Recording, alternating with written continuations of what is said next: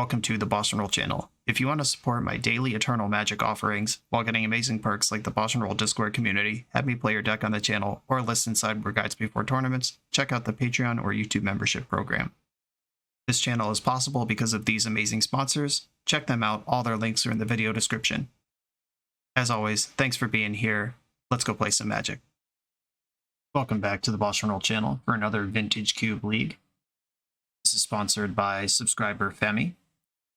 Big Cube fan, loves the Vintage Cube, has it built in real life, and wanted me to play some cubes on the channel. I did one last week. If you missed that, go check it out.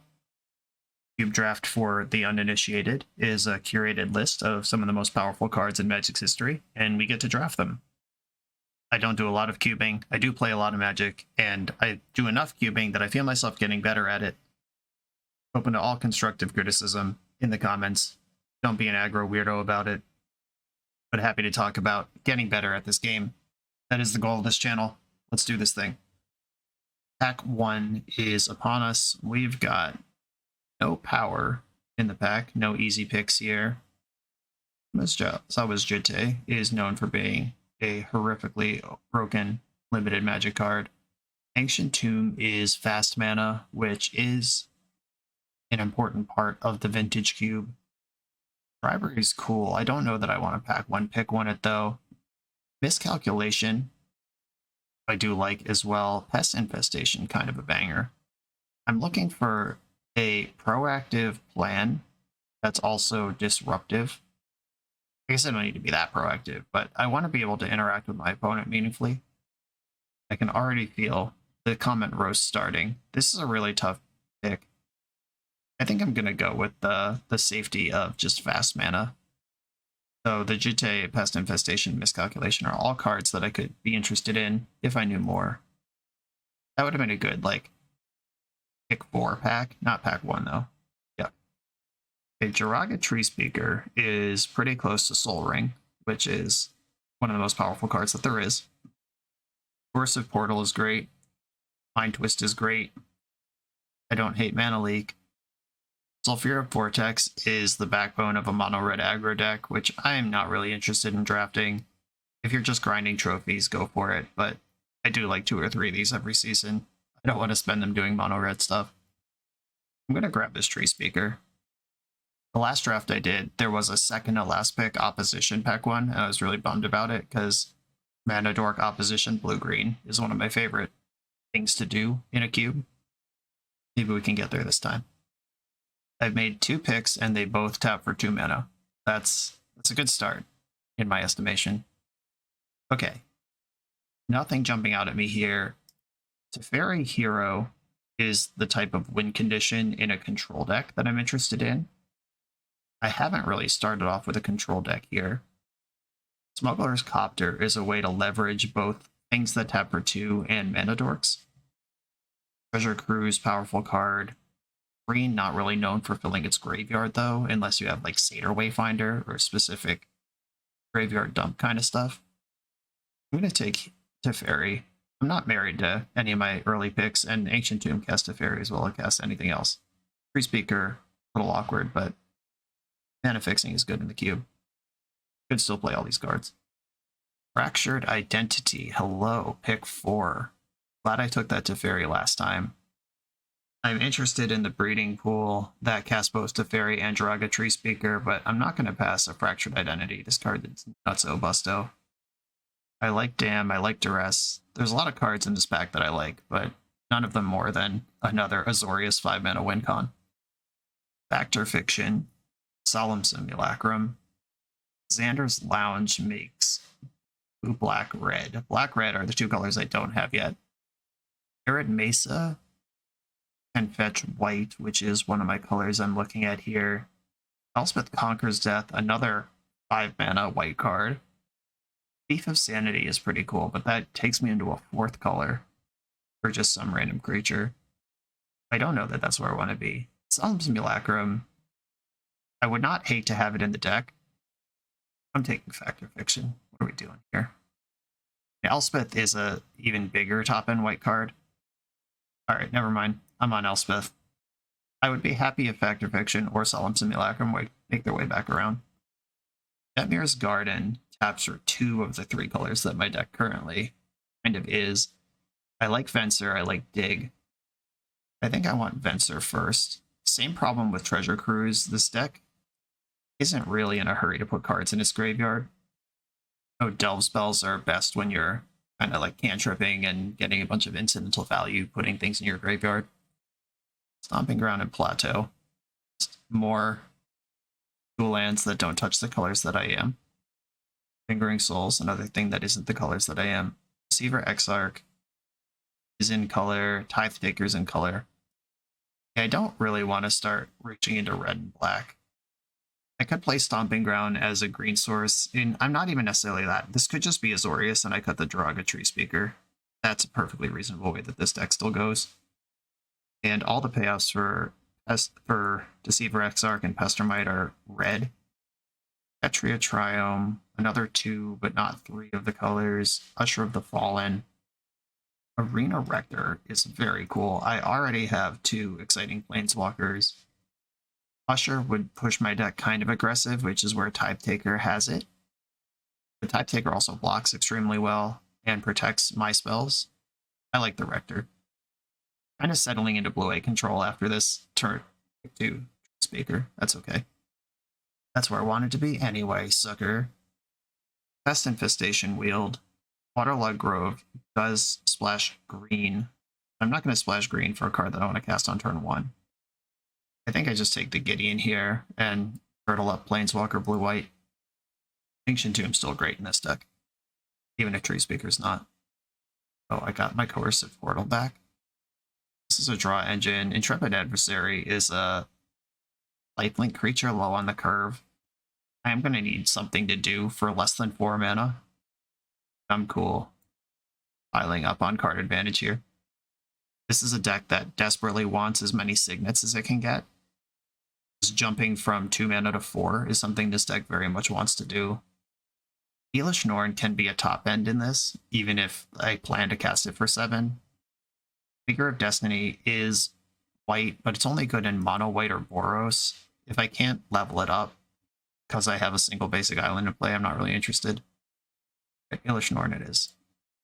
Knight of Autumn is the card I would take from this pack. Probably not playing that, but there is still a path where we have a little bit of green. Ranged Hermit, Xander's Lounge. Lounge gives me splash colors, but they're the wrong splash colors. Thief is a card that I like playing if we end up black instead of green. Right, I'll take the land. Lightning Helix that I can now cast because I have Xander's Lounge. Smart. And his Phoenix that I'm probably not even going to read before I put it on my sideboard. An instant or sorcery deals damage to an opponent. Oh, nope. That the card's not going to be played. Okie dokie. Channel is busted. Oh, there's a Soul Ring in this pack. Boring. I guess I'm taking that. But cards in this pack that I would like: Mystic Confluence, Thieving Skydiver, Vedanta Vanguard, and Porcelain Legionnaire aren't great for exactly what I'm doing. Gideon Jura. I really want this Mystic Confluence or Thieving Skydiver, but I'm not going to pass a Soul Ring over either of them. Esper Sentinel, Rockrin Triome. That is my core colors and this Lightning Helix. Ball Drifter is a banger, though. This member is actual reliable removal. I'm Team Ball Drifter. Let's go. I just wheeled a Xander's Lounge. Maybe I'll get Rockrin Triome back, too. Also, I'm kind of on tilt that the Triomes are the full art treatments and the not Triomes, the Streets Triomes are just pack version. Come on, Watsy. Get it together. With Ancient Tomb and Soul Ring, though, this 4-drop theme deck, 4 mana plus spells theme deck is looking a little better. A Tundra and a Marsh Flats. Kenrith, probably. I mean, I do have Xander's Lounge to do cool stuff with Kenrith, but I'm going to take mana fixing over that. I think I want the straight up dual land more than I want the fetch land. Though Marsh Flats does get Xander's Lounge, which is a blue source, or Basic Plains, which is a white source. Interesting. And maybe Marsh Flats is actually better because it lines up well with Lounge. Alright, fine. We'll catch Tundra on the wheel. Lots of prayers. Not really an Ephemerate deck. I have Muldrifter, but nothing else really using that. never casting Court of Bounty. Chalice is another ramp thing. Sabai Triome. I don't need access to black. Relic is some nice passive graveyard hate that can draw a card. Brain Geyser is nutso, but my top end is already good. It might just be Thraben Inspector. It has something to do on a lower mana value. It makes this ephemerate better if it comes back around. Could also just take Chalice and keep ramping. Chalice, I did say I would take any Signet, and Chalice is functionally a Signet in a lot of important ways. Alright, fine. I'll do this. Azorius Signet, on-color version. Skyclave Apparition is probably better for me, though. Disappointing. This fills an important spot in my curve and its removal. Proving Ground is Jund. That's the Triome I want the least out of all 10, I think. And bummer to pass the Signet, but I just took Everflowing Chalice, so it doesn't hurt too bad. Definitely taking Apparition. Not really a PO deck. I have two things, and I'd be happy to bounce with that. Late Splicer fills that spot on the curve. Karn is an absolute banger with Academy Rector or Arena Rector. Wall of Omens fills that lower slot on the curve while drawing a card. I think it's between Wall and Splicer for me. I have Planeswalkers that are going to win the game if I cast them. I don't need to put another 7-drop in my deck right now. There is that Ephemerate kicking around. Blink is a theme. I'll take Late Splicer. Hallowed Fountain with nothing else in the pack that would entice me. I am the deck that is trying not to get Ravaged of War. I'm not the deck that casts Ravages of War. Though, if I get a Planeswalker to play and then cast Ravages, I win. But I'm still going to take the duel. And Marsh Flats fetches it. All these early investments paying off. I like the removal spell Sweeper better than the cantrip. I'm going to take Winds. Gideon came back around. Porcelain Legionnaire came back around. Gideon is our 5-drop Planeswalker theme deck. Plain Swamp Forest. Marshlatz does fetch that. I think I want the Legionnaire. Yeah, I just need to make sure I'm still alive when my 4 and 5 drops start happening. Enlightened Tutor can get Coercive Portal, Porcelain Legionnaire, Soul Ring. Probably not playing this, but I'm definitely not playing any other card in this pack. Enrith on the wheel. Thought about him the first time around. Not really leveraging Teshar. Sure. Another 5 mana payoff. And a reason to have this Xander's Lounge in my deck. Ephemerate Wield. Still don't want Sabai Triome. Still think my deck is top end enough that I don't need a Brain Geyser. For a Lockdown, what's up? Looked at that one the first time around too. Rex Sage can go in this little green splash board. Oh, and I even wield the Ravages. Interesting. Okay. Now I want more Signets. If I can leverage this Ravages, we're in business, but my deck full of 4, 5, and 6 drops, I don't know. Ephemerate, since the first time I saw Ephemerate where it was only good with Muldrifter. Oh, I had Defensor at that point too. But now I also have Blade Spicer and Skyclave Apparition. Oh, Black Lotus. Don't mind if I do. Yeah, I'll take that card. Well, let's look at the rest of the pack real quick. Loran is excellent. I would take her if there wasn't a Black Lotus in the pack. Skull Clown, don't really have a lot of creatures. Cryptic Command's exciting. I hope to see Loran, Cryptic, or Spectral Procession back out of this pack on the next time around. But yeah, Black Lotus in the pile. Raffine's Tower is a fetchable source of both my colors. Guardian of Girapur, this flickers an artifact or creature. And kind of a flicker. Oh, there's freaking Mana Drain right here. I almost didn't notice it with the MTGO art. Yeah, I'm going to take Mana Drain in my blue-white deck below expensive spells. I am close to mono-white in my actual spells, and 2 of the 5 blue cards I have cost blue-blue. Gotta try to respect the mana base here. There is a Signet. It is partially on color. Angel of Salvation is good. Glendolanda Archmage is good. I don't know. Maybe with Black Lotus and Soul Ring in the mix, I can just ignore these plebe Signets. I'm definitely not first picking Armageddon. I just got one on last pick. I'll take the Archmage. Treachery Steam Vents. I'm not a red deck. I'm not a Thalia deck. I'm a deck that hates Thalia, actually. Anatai, then Selesnya Signet. I mean, the Treachery is really interesting, but once again, my top end is already juicy.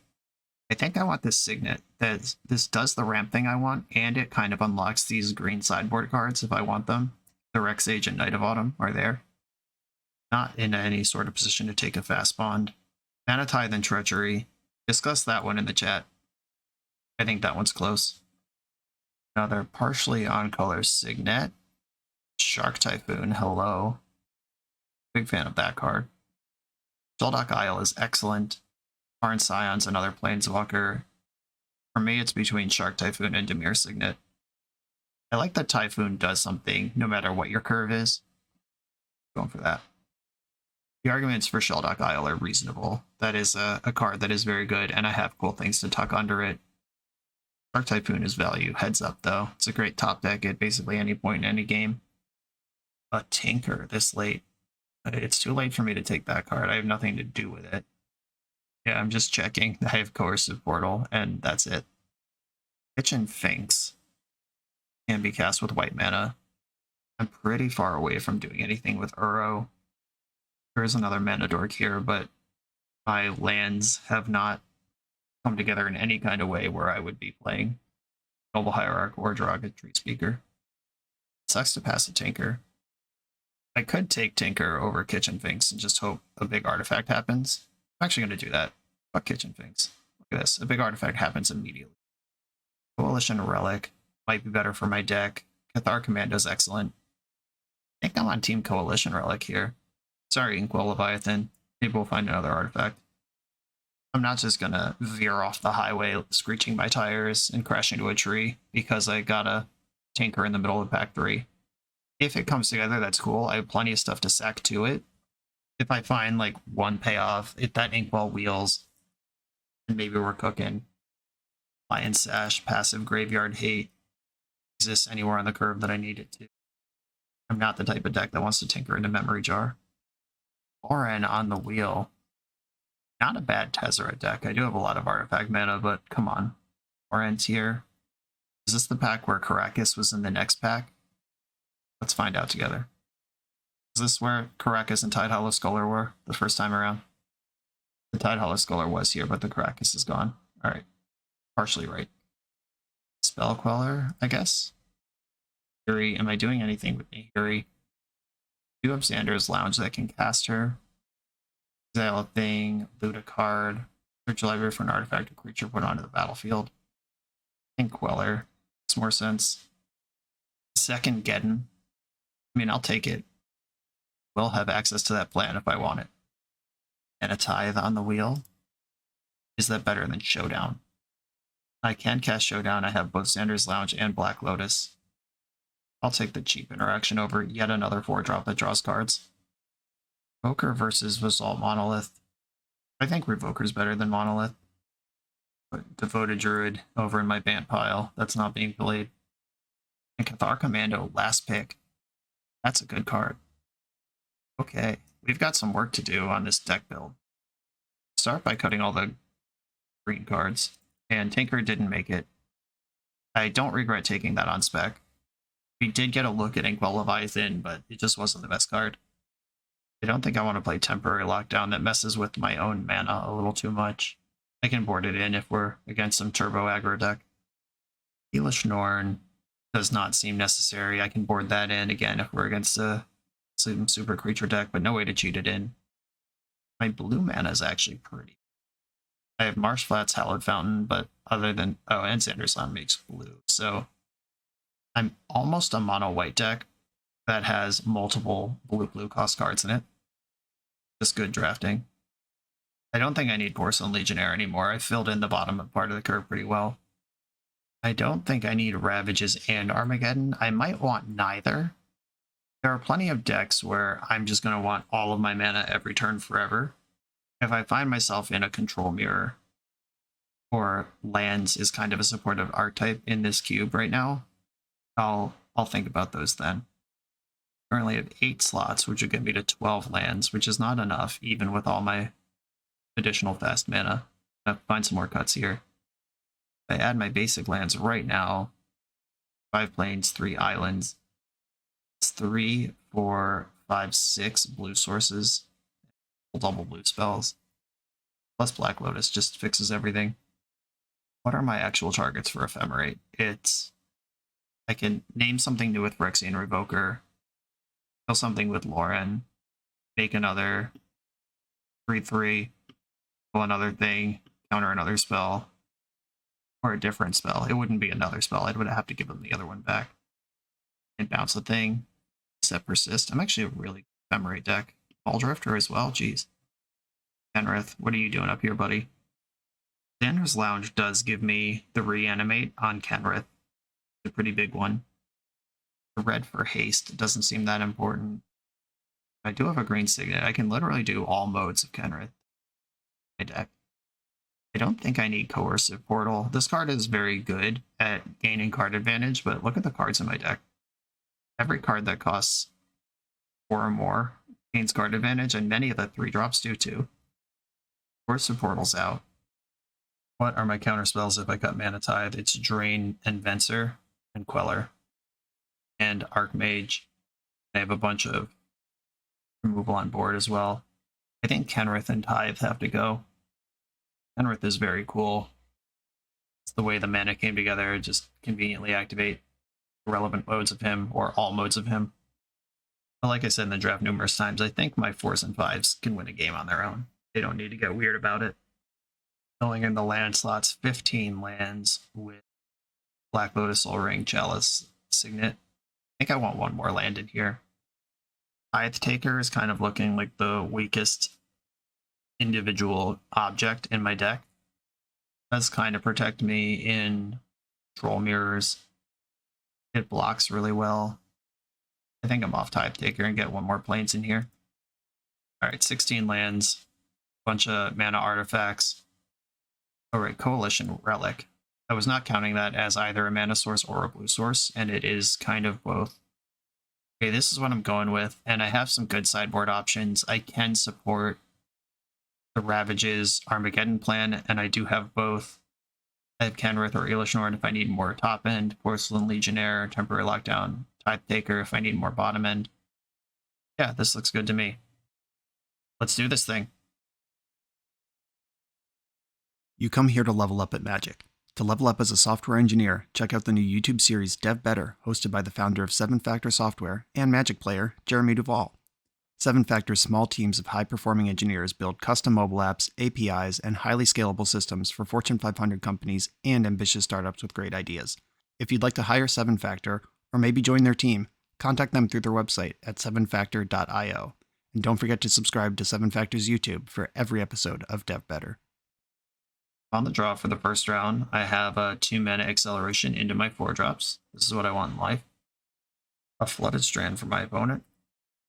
I'll lead on my island, make them think about all my counterspells. I don't actually know what 1-mana counterspells are in the cube. Assume Spell Pierce is in here. They end step fetched for Volcanic Island. Bloodstained Mire. They have a mana base that I'm quite envious of, I'm not gonna lie. I'm gonna kick my Chalice once. I have multiple 4-drops to choose from next turn. I found a land number 4, which gets me Fractured Identity. Little Grixis action over there. Hope I don't get stormed out right now. Oh, look at this mana. Pull the Mirror Breaker. That card sucks. For me. It's great for them. Archmage. Have the Flicker to go extra deep on that. I could just destroy Fable, but then Goblin's still around. Don't really want to do that either. I'm just going to play Archmage. This is a creature that I don't mind putting under the Goblin Shaman Bus for a turn, and then also helps me in the future. Discard Inkwell and Chart a Course. Don't like that Inkwell being in the graveyard. Not gonna lie. Maybe don't reanimate it right now. I am a deck with islands. I do have Elspeth in my deck that can remove an Inkwell Leviathan from play. Discarding Chart a Course is really interesting though. They have an attacker that can turn it on and then just draw 2. Exchanging an onboard draw 2 for a random card from the top of your deck makes me think they either already have the reanimation spell and they're not worried about card advantage anymore, Okay, yep. That'll do. At least the goblin is gone. Not that that's a huge... Oh, Jesus.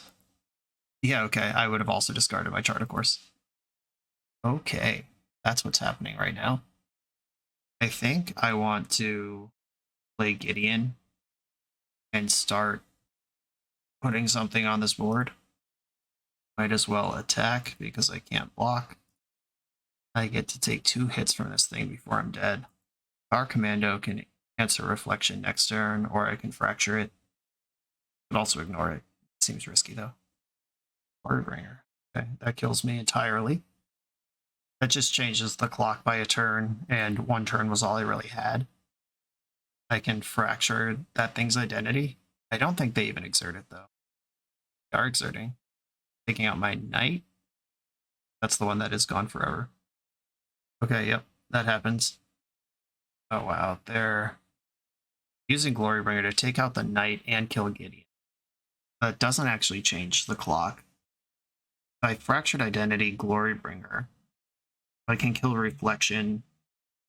I can Ephemerate Glorybringer. Alright, and this isn't bad. Attack my opponent and attack. If I don't exert, what happens? Then Ephemerate doesn't do anything. Yeah. Alright, exert. Kill Reflection. Probably still dead here. I have to draw Elspeth, and I do have the counterspell back up with Archmage. Oh, Elspeth? No, Elspeth does not cost triple white. She costs 4 white, I think. Blood Artist is a weird one in this deck based on what we've seen so far. Oh, wait, no, we've seen the Recurring Nightmare. I'm going to counter this Planeswalker. That does ping me for 1. Makes my attacks weaker. Okay. It's got to be Elspeth here. Or do I have a way to gain 3 life? I don't think that I... Lord of the Third Path. What an insult. Yeah, Shroud. G. Yeah, I was a turn behind on that one. About to untap with Archmage, and they did their thing. I think I want Mana Tithe in this one. Penrith can gain life, but I don't want to play to a world where I need to gain life. I already have Lion Sash in the deck. Elspeth was in there too.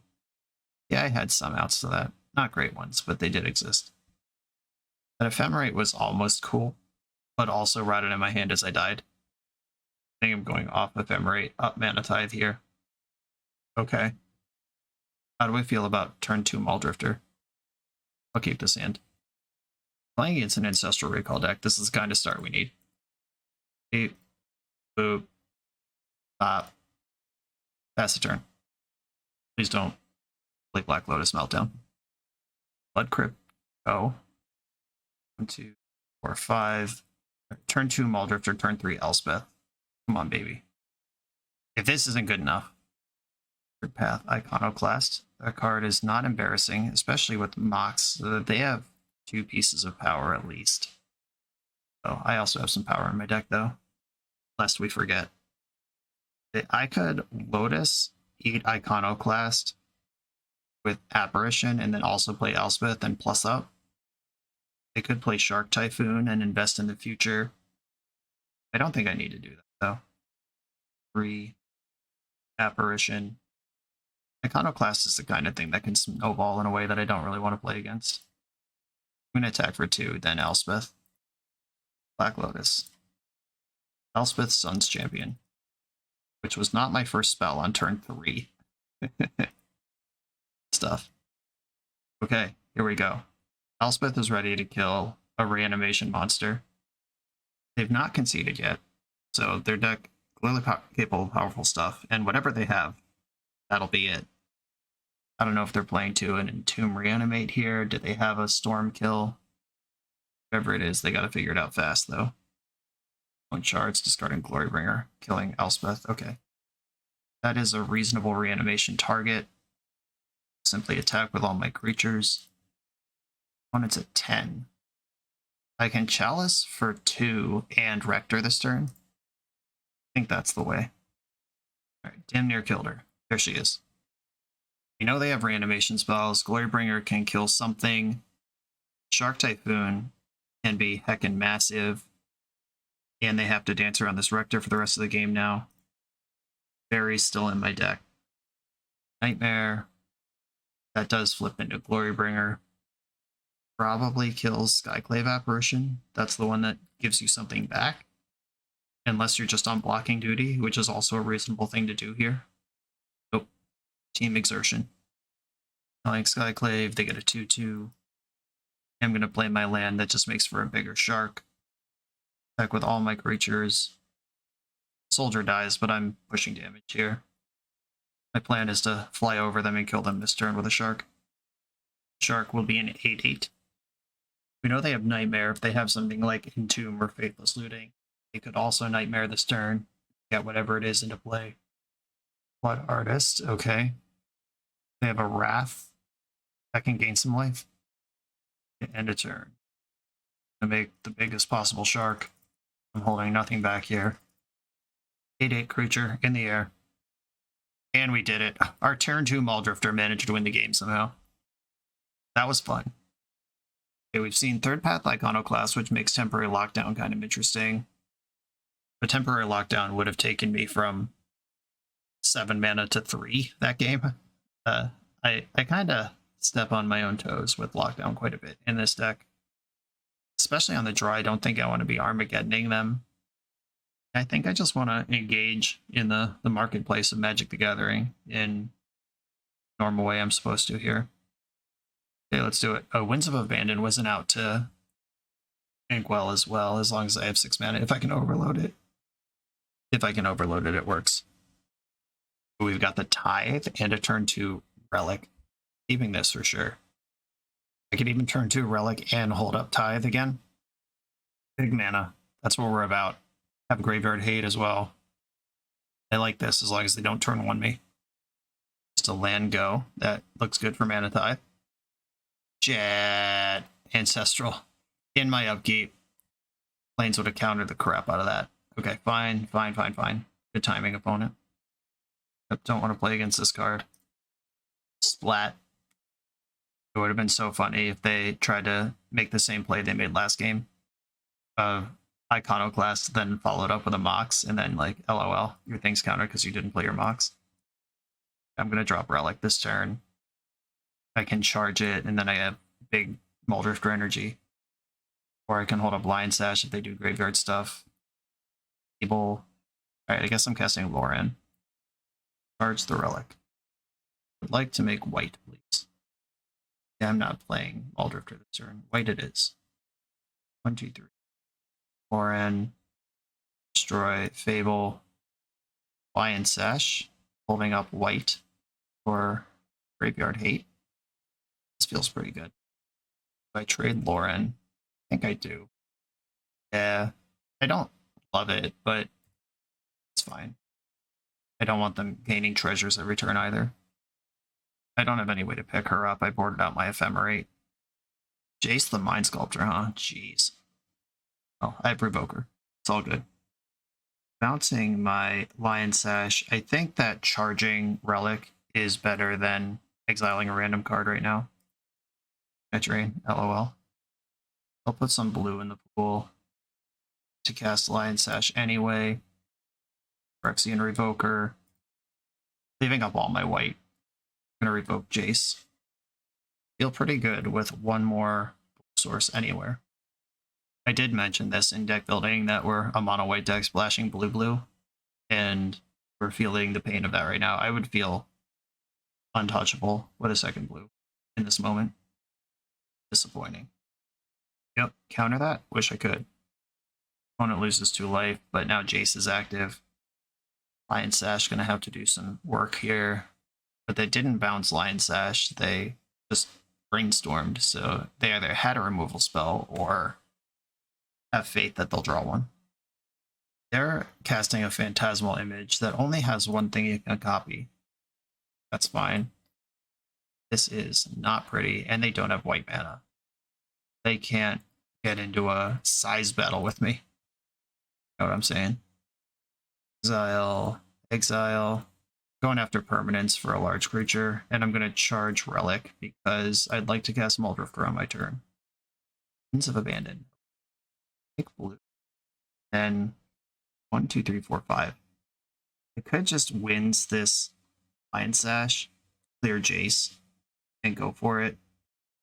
Any mana source off the Small Drifter gets me there too. I guess I don't actually need it, but I need it if I'm going to hold up Lion Sash. Yeah, Small Drifter. Should have been more specific. I did draw exclusively mana sources, but they weren't the ones I wanted. Play Xander's Lounge. And do I think holding up Lion Sash for one turn is more important than clearing Jace? I mean, Jace is a big freaking problem. But they don't actually get to ramp because this is douche. Phantasmal Image. Okay. I'm gonna tap out for this. This is sacked to its own ability. Then I clear Jace. Please don't lightning bolt me. Okay, Jace is gone. And they are untapping with 6 cards in their hand. They've missed land drops. Sword of Temptation, pretty strong. They're taking my 3/3 that they can't make any bigger. Okay, Blade Splicer rocks, and now I'm also hanging out with Mana Drain up. I'm going to offer this trade. I'm happy to make it. The way they're going to take it, and then I play Splicer and can protect with Mana Drain. Brace is on. My creature has first strike, yours does not. Yours can't get bigger unless you find white mana. Aggressive Iteration. They've drawn so many cards already. I don't think this is where I'm going to point my Mana Drain. That might be some sunk cost fallacy. This does dig for black, which is a color they've been missing this game. There's the swamp they were looking for. Found off the EI. Let's see if they have Nightmare. Nightmare can flip my Lion Sash into their Phantasmal Image, which can be a Blade Splicer or a Sword of Temptation, or even a Maul Drifter. Yeah, I'd have to counter a Nightmare for sure. Do have Nightmare. I counter it. And hope I draw a spell to cast with this drain mana. And obviously I can dump it into Chalice, but I'd rather draw like a Planeswalker or a Fractured Identity. No such thing. 3, 4, 5, 6.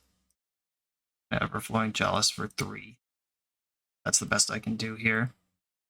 And I can attack for 3 with my first strike golem, but I'd rather have that on the ground. Their block just like cash in, remove the creature that they stole from me anyway to save 3 life is an easy block. And as long as Lion Sash is under Sower, they can't block Maul Drifter. But if they chump block with Lion Sash, then they can also chump block with, or trade with Sower. I think I'd rather just poke the safe 2 through. Ragavan, not super effective on this board. Blood Artist could make things dicey. I've been intentionally not sinking mana into Ancient Tomb for various spells the last couple turns. Deck, how about a good card? Oh, yeah, baby, that's a good card. 3, 4, 5. I'm going to hit Sword of Temptation. This is like a 35 for 1 if it resolves. Till fuck my life. Alright. Also had Mana Drain. Means they can cast something super messed up, like Inkmoth, or not Inkmoth, Leviathan. That would be a scary card. Inkwell Leviathan. If they have it. Their deck is very good. Ancestral Demonic Tutor, at least 1 Mox, Mana Drain. Good stuff. They're ready.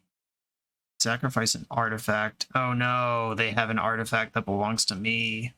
Yeah. They're ready.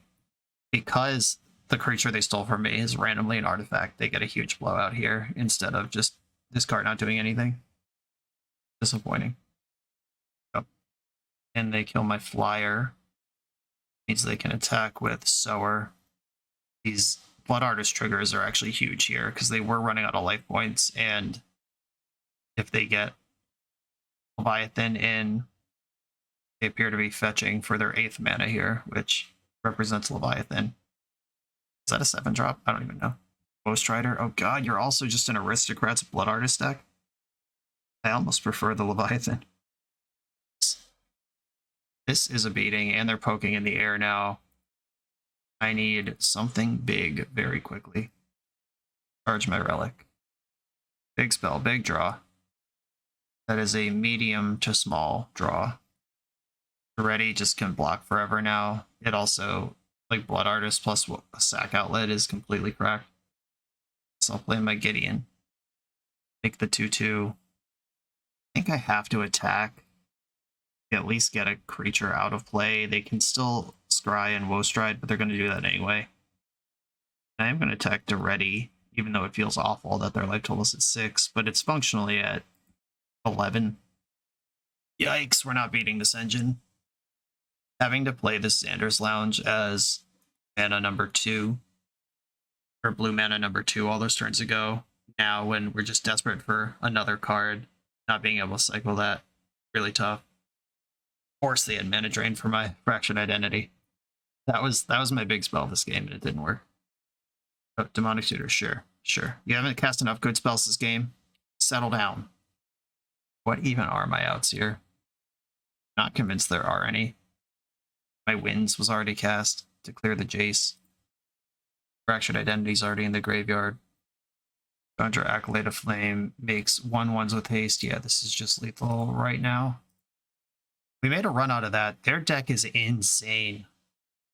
But we did keep it competitive. It did come down to, do you have the counter spell for my Fractured Identity? And they did. And then they got this engine underneath. We came back pretty well from a game where they cast Ancestral Recall, activated Jace multiple times, and cast Expressive Iteration. Like, I'm not embarrassed to lose this one. On to the next round. This video is sponsored by Moxfield.com, the easiest way to build Magic decks online. Moxfield supports over 30 formats, including Legacy and everything else you'll see on this channel. There's multiple customizations so you can interact with your deck how you want. Views such as text, grid, or stacks, and groupings like type, subtype, color identity, even artist. The site offers light mode, dark mode, and so much more. However you want to see your deck, Moxfield can provide it for you. Follow my Moxfield to keep up with the channel and what I'm playing in paper. I'll see you there. I'm on the draw for round 2, and I don't have blue mana, but I am going to keep... I can play spells and do stuff with the hand that I have, and the blue's in there somewhere. Opponent also on a plain strategy. Fractured Identity, another blue card. One that I'm happy to cast later. Sacred Foundry. Gross Signet. I'm going to revoke that. They might have something spicier, but I don't want to not curve out here, and taking them off a mana could be relevant. Rector is a really good plan as soon as I find one more mana source anywhere. Pass the turn. Alright, deck. I don't know what 3 mana flash creatures are in this cube. I'm going to assume that they have nothing. An attack. Attack for 2. And I've got a Lion Sash. Alright, deck, you've had your fun. It's time for land number 4. I now have multiple things I can do with mono white. Throw a Blade Hold. Oh, nice to counter that. Okay, deck, untapped land, please. I would also accept Soul Ring. Overflowing Chalice. We got a wise guy. That does cast Rector next turn. If I draw a blue source, it turns on everything next turn. This Revoker did spare me the miserable fate of turn 3 Hero of Blade Hold. Still trouble on turn 4. Oh, Strip Mine, great. Please tap that for mana. After watching me miss a land drop while you're ahead on board. That would make all kinds of sense. They stack their triggers wrong, so at least these are 1/1s. You have to stack make the tokens on top of Battle Cry. I think they have enough mana here that I can block a soldier and eat the Phyrexian Revoker from the graveyard, making Lion Sash bigger. Could matter in this white mirror. This way they cast a 6-drop and I lose. It's all good. End of turn, eat this Revoker. I don't know why they haven't strip mined me yet, but if you let me untap and cast a spell, that would be cool.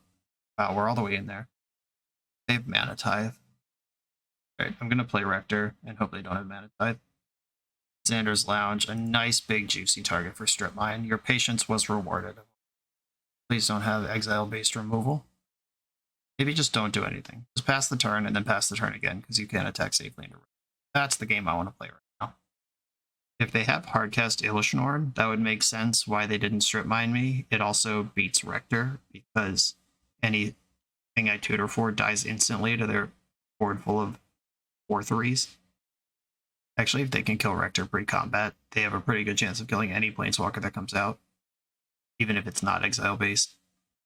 Seasoned Pyromancer, that seems medium. TBH. In Forest discarded. This deck just discarded an Ugin and a Forest. What the hell is happening right now? Growth your Ugin. Okay. That's bad. That's why they haven't strip mined me. They are charging up for an 8-drop. They can't attack here. Ancient Tomb. Okay, does that do anything that I care about? I could slam Fractured Identity right now on Boros Signet. I hate that for me so much.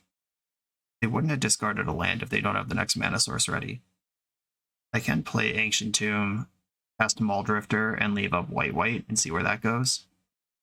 Alright, I'll try that. Then I can Fractured Identity the Ugin next turn. I guess that's got to be my plan. Winds of Abandon. Okay. If I Winds of Abandon hero, they're guaranteed mana number 8. I think they already have mana number 8, but if they use mana number 8 for Ugin, then they're not strip mining me, and that's how I cast Fractured Identity with my 1 blue source, so I just gotta pass here. Exactly 8 mana. They have plus Ugin for Lightning Bolt mode. Minus Ugin, they could minus 3 and leave Rector in play and Maul Drifter. That doesn't even sound good. God, they just randomly fucking strip mine me now. They're like, I can cast Ugin now. It's time to activate strip mine that's been in place since turn 3. Insane. Yep, Elspeth Knight Errant also just kills me, so it's fine. I get it. Okay, jumping this is interesting because I can jump with Maul Drifter and the tokens it makes don't have flying. Now they actually want to stack their triggers wrong. And they did. Okay. Intentionally stacking your triggers wrong is the vibe. Block. Do I want to absorb the 6 off Maul Drifter here? Guess I kind of have to. Yeah, I can Winds of Abandon Con Queso next turn. And that gives them Ugin all day.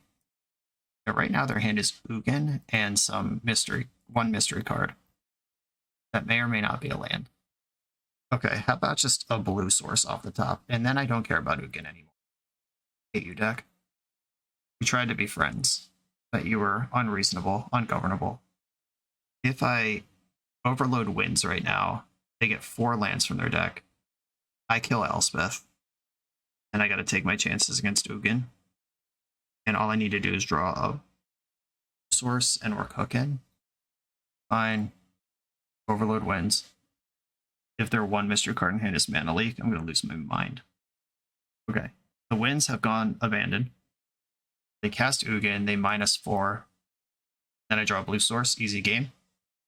Elspeth, take your 5. She's gone. There's Ugin. I'm going to take Elspeth with me on the way out. Okay, now we top deck Basic Island or Coalition Relic or Black Lotus. So many good draws here. That gets Marsh Flats. We're in business. Let's go. Or not Marsh Flats, Hallowed Fountain. Bang. 1, 2, 4, 5. How's your identity? Fractured. Alright, cool. They have 0 cards in their hand, and I have Ugin. Have a little faith. Dope. Fractured Identity. Too good. Okay, I think we've found an Armageddon matchup. Armageddon and Ravages. What does that do to my deck? Do I want Tithe Taker and Porcelain Legionnaire? Is this like a full transformation situation? 5 card board, get low, get low. A mana drain in this world? Maybe not Mana Tithe. 3. Poker is good against both the Planeswalkers we saw and some of their mana development. I like fighting their Planeswalkers. Maybe I don't do this whole Tithe Taker thing. Bring in Ravages, cut Ephemerate, and I gotta cut one other thing for Armageddon. They have good targets for Commando. Color. I do like the things that engage on the board a lot. I am gonna switch a plains to an island as well. Maybe this I just misbuilt by the balance anyway. Like, I don't have things that cost like white. I'm not playing Figure of Destiny. Why not? cheat a little bit in the blue direction. Gotta cut a card. Signet is better, not worse, with my Armageddon's in. Cheaper things are better. Dark Typhoon is anything. Spell Queller is bad. I'm gonna cut Spell Queller. I would hate to put a 4-drop under that and then just die when they draw Lightning Bolt after Ravages. I'm gonna keep this Ravage hand. 2 sources of non-land mana. I can Winds of Abandon them into the Ravages, which I don't care because it fixes itself. There's a basic island showing up strong. Another one? Okay. I'll run it out now that I have 2. Everflowing Chalice, X is 1, or Kicker is 1, which I paid 2 for. Makes perfect sense.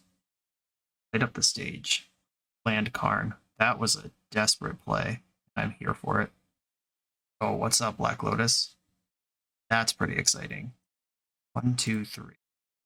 Coalition Relic. I kind of don't want to play out another land. I'll have 1, 2, 3, 4, 5, 6, 7, 8 mana next turn. That's plenty to everything and then hit a land drop. Land from hand. Charge Coalition Relic. I'd really like to put something into play. Interesting. I mean, I could just go for it, take a 4 for 2, hit my land drop. Their hand is clearly mega chunky right now. Alright, I'll just Ravage them. I can pay for Mana Tithe. I have another Geddon in my deck somewhere. I need that later. Or they can just concede to the Armageddon. Let's go. On to the final round. The Command Tower software by Eminence Gaming is perfect for hosting TCG events. It features easy-to-create event registration for 1v1 and 4-player Swiss structure tournaments. Event management has never been so simple, and it's web-based, so there's no download required. Get access for just $5 at eminence.event/subscribe. On the play for the final round against Ozymandias, who is not Ozymandias. This is not Matthew Vook. This is someone else. I am going to keep my hand. This hand's kind of medium, but I do like that it has access to 2 blue below deck. Thank you. And I'm going to give it some faith to draw some powerful cards. Sometimes turn 3 Blade Splicer will be perfectly respectable, and other times we'll be facing down a Grizzlebrand before then. Let's find out what my opponent's about here. I hope they're not about Wasteland. Give me a break with that. Island. Okay. Spending Ancestral Vision. They found a good matchup for Ancestral Vision. That card is gonna pay you out basically no matter what here. I don't have a combo kill. Could draw some mana ramp though. That accelerates the Shark Typhoon if that's what I want to be doing in my life. It opens up all the sweet 4s that are in the deck. Where's up Signet? Cool. That's a sweet 5. I'm going to splice some blades here. Put some pressure on the board. I have big goals for this Shark Typhoon. If I can make them react on their turn and then get to Fairy down, maybe I'll have enough cards by the time this Visions pops. Petty Theft. Okay. This is the kind of thing I was looking for. Candelabra of Tawnos. Interesting. Doing with that. There has to be either multiple lands that tap for more than 1 mana, or 1 land that taps for more than 1 mana in an extremely exciting way. Valerian Academy is the obvious example. Teferi, HOD. Slide that in with no blue mana up. Let's go. Untap my blue. And hope they respect it, or can't pressure Teferi meaningfully. They have this Brazen Borrower that can attack Teferi starting turn after next, or their next turn. Splicer Kitten. Uh-oh. Does this kill me? How does this work? What's happening? I feel like something is coming together, and I don't quite understand it. Funnel under Archmage makes me feel better about a lot of things. I'm going to draw it to Teferi. I just like drawing cards. Hold it against me. Archmage. Start there. Okay. Don't have a good attack here. Whenever you cast a non-creature spell. Okay. And that is going to happen next turn with Ancestral Vision. Untap 2 lands here. This gives me Cathar Commando plus activation and an Archmage. I guess I have to Glenelendra this Ancestral, right? Didn't occur to me until right now, but that is pretty clearly what I'm supposed to be doing. Kitten, what are you going to do with this? Nothing is mana positive on this board. I'm going to let Kitten Flicker resolve. Into counter visions. All right, cool. We did it. They have 3 cards in their hand. I still have a counter spell up and a removal spell available. A little worried about this Displacer Kitten, but Teferi, do something, man. I can drop Commando this turn, who can actually tangle with Displacer Kitten. Alright, they're attacking. That makes this ambush even better. Block this jerk. Okay, that was their only permanent I was worried about. It's gone now. Fractured Identity, happy to see that. Plus Teferi. Every turn starts by blessing Teferi. What we do around here. Guess I'll play the flats. It can fetch the stupid other land. Back here, Borrower can trade with Glenelendra. Maybe I shouldn't have done that. Yeah, I think holding up Glenelendra is better. I was thinking that I wasn't going to block, might as well attack, but this, if they just storm me out here, I deserve it. Okay. And I can fetch Xander's Lounge now and get it untapped with Teferi. Okay. I'm not happy with how I played that turn. Let's hope I don't die somehow. Getting a 6/6 Shark and a draw right now. I feel like if I lose this game, it's going to be through a combo route where holding up Shark Typhoon to get an extra 5/5 off Fractured Identity is a lot to ask. Time Warp. Okay. That's a thing that has happened. Literally not even explore. It's like that didn't happen. We're up to 6 mana now. Are you a Time Spiral deck? Agent of Treachery. Gain control of target permanent. Jesus. Okay. And I can clap back on this in a highly effective. This is an excellent identity to fracture. And the Teferi is... And the Teferi thing's interesting, because if they had waited a turn on this agent, they could have taken it and immediately emblemed with no chance for counterplay. I'm going to make a 6/6 Shark before they untap. I don't know if there's any stifle effects in the queue, but I'm not going to give them the chance to have them. Lion Sash. Okay, 2 cards in their hand. Agent of Treachery is not tied to existence of it. I'm going to try to fracture the agent first. And if they counter this, then I'll start attacking Teferi. I'd rather just have Teferi, though. And I'm fighting over the agent to steal the Teferi rather than going after the Teferi and resetting it back to its starting loyalty. Like, I'm ready to emblem here. Give it to me. Okay, cool. Some sort of mono-blue ramp combo business. This is also reading like a Ravages matchup. Maybe that was just the correct build of the deck from the start. If your deck genuinely contains Candelabra of Tawnos, I feel like I should be destroying your lands. Is that a reasonable thing to say out loud? I think so. I'm going to cut Ephemerate and Gideon Ally. And just...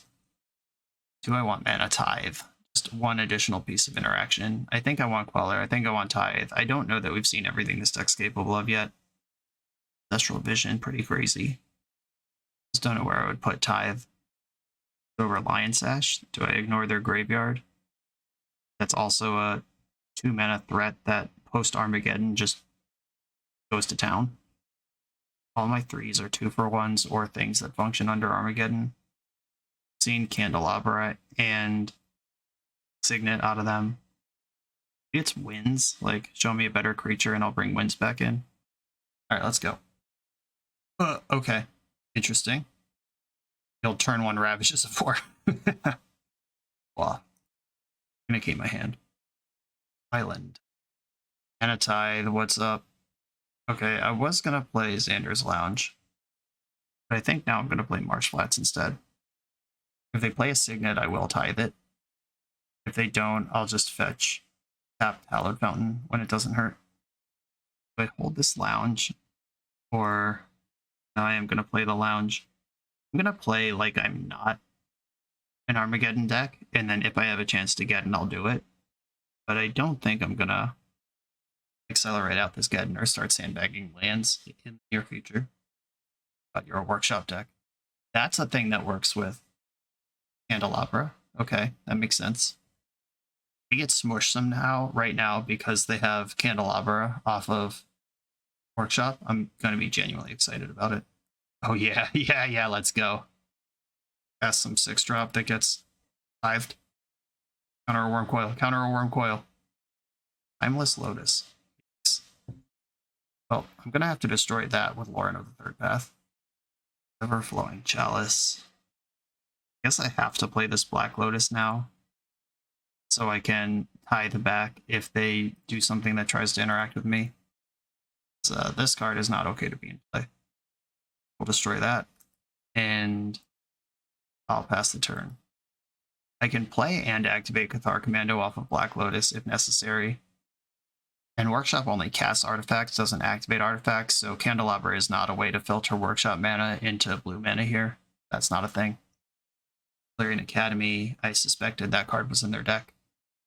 Batterskull. Powerful card. Powerful people. Archmage is here. What do we do with this information? I feel like we're approaching the point where I need to Ravages if I'm gonna be competitive in this game. So they have 2 mana that can untap Academy that gives them 3 mana, and they can bounce Batterskull here. Disappointing. Is there an effective filtering of mana here that I'm happy with? If I play Everflowing Chalice, X equals 1, then I can play Archmage and hold up Tithe for Archmage activation. I don't hate this. This way, if I go after Batterskull and they pick it up, I don't care. Probably going to let us both draw a card in the end step. Need to hit my land or else none of this ravaging even matters. Taking 4 doesn't matter, that's fine. Little is a resource. Their deck is very cool. This mono blue big artifact stuff. I like what they're doing. Or I respect what they're doing. I don't like it. Filtering into artifact mana. Sundering Titan. This is the card I wanted you to cast 150 turns ago. I could have countered it, but now I cannot. Okay, I'm gonna have to draw a card. Draw your card, opponent. Courtesy of me. Okay, Phyrexian Revoker turns off Candelabra. If I draw a card now and it's a land, I can cast multiple cards. I could also just kill Wormcoil now. I think I'm gonna pass the turn again. I can interact with the Wormcoil engine in a way that's relevant. In combat, I can Cathar Commando, block Batterskull, destroy Wormcoil engine. At least try to make the creatures smaller for the post-Geddon world. Cathar Commando get in, block Batterskull, 4 damage, blow up Wormcoil. At least split that into creatures that I have a hell's chance of beating. Signet, disappointing. This deck might be better under Armageddon than me, now that I've seen all these cards. Spend Ancestral Vision, they've got 1 card left in hand. So I'm probably going to let them draw another one right now. Draw a land. Something I even want. I don't have triple blue to bounce something with Venser and hold up a counter spell. Blade Splicer does outmuscle these worm tokens. All I have to do is be slightly ahead on board and shove my Armageddon, and I'm in a good spot. This is not going to block. I should probably be tagging with it. Didn't attack with it last turn either. I've seen Brazen Borrower. I'm happy to trade with that card. What I'm trying to do here is use my life total as a resource to the point where I can Venser the Germ token in an end step, and then untap and Armageddon. It's going to have to keep taking force from this Batterskull. Meantime, don't love that I'm feeding them cards like crazy off of Loran, but I am behind and need mana to execute this plan with. Displacer Kitten. Okay. Glad I cleared the Wormcoil before that happened. That does make bouncing Batterskull with Venser a worse plan, though. Horn Power Stone. Got 1 card left in there. Okay, Academy Candelabra Displacer Kitten is certainly an engine. And I think I actually have to counter this Worn Power Stone. Or no, I can revoke that. Okay, Worn Power Stone resolves. Let's both draw cards. Fractured Identity, okay. Magic card that I can cast. Oh, there's land number 3. Okay. Back for 2 flying. I think it's about time to execute on this vision that I've had. No pun intended, Ancestral Vision. Vision is much worse with Displacer Kitten. Now any spell they cast, even If it's countered, resets the Batter Skull, and that's true for the rest of time, including this Ancestral Vision that's looming. You're supposed to Fractured Identity the kitten. Oh, interesting. Okay. They're equipping the Lifelink Homie, which is a token, so I don't care if they flickered that. Fencer. Bounce the Lifelink token, not the Batter Skull. Now that's gone. Mox Sapphire does reset Batter Skull, as we know. 2 cards left in their hand. And Fractured Identity gets countered by literally any instant. They just have to flicker the kitten. I'm going to stop giving them cards now. I think we need to start squeezing. Whatever that looks like to me. Okay, so Fractured Identity. I am going to play out my land, even though this Geddon is looming. I'm not winning a game with Displacer Kitten in play. I'm just going to hope this friggin' works. Cast my spell. If it does work, and I get a Displacer Kitten, we're going crazy. If they do literally anything... Wow, I have a kitten. Now we're doing well.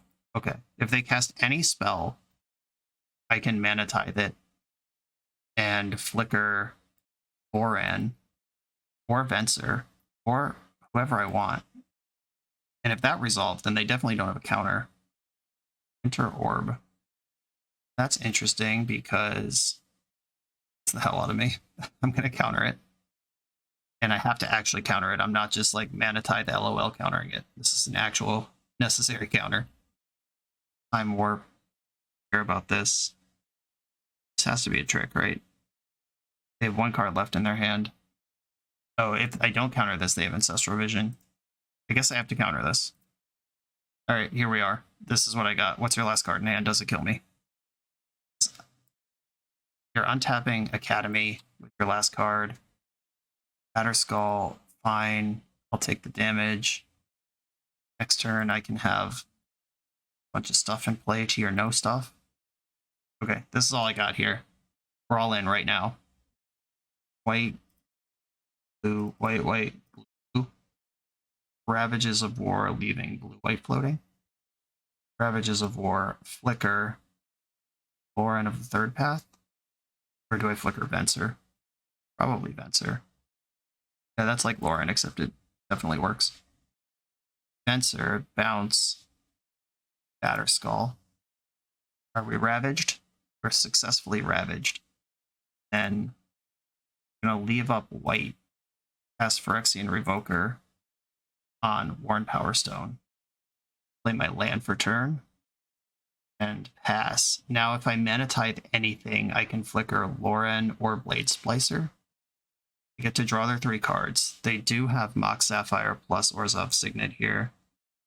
For mana, unfortunately, they can pay for a tithe. No plays. Okay, if I can keep the non-creature spells flowing here. Currently not winning combat, not winning anything. Okay, pass the turn. They don't have a land, they don't have a play. This is where I want them. I just need some way to flicker either Lauren or Blade Splicer and get something going. Like a Signet, a Coalition Relic, anything like that does the trick. Basic Plains does not do the trick. I'm not ready to start tapping Lauren to dig for a spell. I think them not functioning is more important than me continuously functioning. An island. Salt Monolith. That is both mana and a trigger. For Displacer Kitten, I'm going to go for it. And I'm going to target Fencer and bounce their Worm. I think clearing their blocker and attacking is better than flickering Lauren and taking out a Signet here. Okay, time to start attacking. I can still draw any non-creature spell, like any of my Planeswalkers, any of my Signets, anything. This mana drain continues to be the bane of my life. Attack with all my stuff. Let's see if we can get over the finish line here. We know they're holding a Batter Skull that can once again stabilize. If they don't make a play this turn, I think I am going to activate Lauren. They have 7 cards in hand. They'd have to go to discard to get selection, but not advantage. And I'm genuinely trying to draw like any card here. I am going to Lauren. That's a good card. They have to go to cleanup. Discard an Agent of Treachery. Apparition Relic. I can take away all of their mana this turn. Can attack first, though. No, do they have the Brace and Borrower? That doesn't interact in combat. Cycling Shark Typhoon. Bomber, man. It's a good card. Luckily, I have Venser and Lauren. Trading with Revoker. Stand. That works. I don't have an instant. Do have this Coalition Relic that can flicker Lauren. Destroy the Worn Power Stone. Skyclave Apparition that's going to eat the Mox. I haven't seen a non-blue spell in their deck. I think this Signet is just literally an artifact mana source. It doesn't matter what it is. Feel good from this spot. They're dead on board. They have 2 mana. That's not blue if they filter it. I guess they could make 2, send 1 back through Candelabra to be blue if they need that. Found another blue. Is there a 3 mana spell that stabilizes here? We got the GGs in the chat. Awesome. Another 2-1 record. This was a solid little control pile, if I can get it up on the screen for you. There it is. We lost to Grixis, better than our deck, and we had some great games against some other stuff. I'm not sure if the Geddons should have been in the main. Oh, the league's over, so I can't move cards around anymore. All right, you'll have to look at them where they are. I have 2 Geddons and a lot of mana. Maybe 1 could have been in the main, but there are aggro and combo decks where I might not necessarily even want to do that. I think I like the restraint of putting them in the sideboard. Mana Tithe may have been better than Ephemerate, or definitely should have been 1 more blue source than I was. Mana Drain rotted in my hand an awful lot in spots where I would have liked to cast it. Fractured Identity was nuts, as it tends to be. Glenelendra Archmage was nuts, as it tends to be.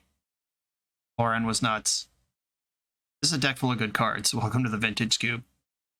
Like I said at the start, last Cube season, I struggled to put up 2 wins in a draft. We're going to end this season without trophying. I'm only doing 2 of these, and they were both 2-1s. They were both solid. My loss in this league, my opponent just had a better deck than me, and it was not even close. I mean, the games were close, but their deck was insane. And I'm happy with how this went. Femi, thank you for asking me to play Cube. I like to do it a couple times every season, and this was just the right amount. Everybody, thanks for watching. I know this is not my normal offering. We'll be back to the regular schedule tomorrow. Thanks for being here. Be sure to like, comment, and subscribe. Check out the Patreon and the sponsors that support the channel, and I'll see you next time.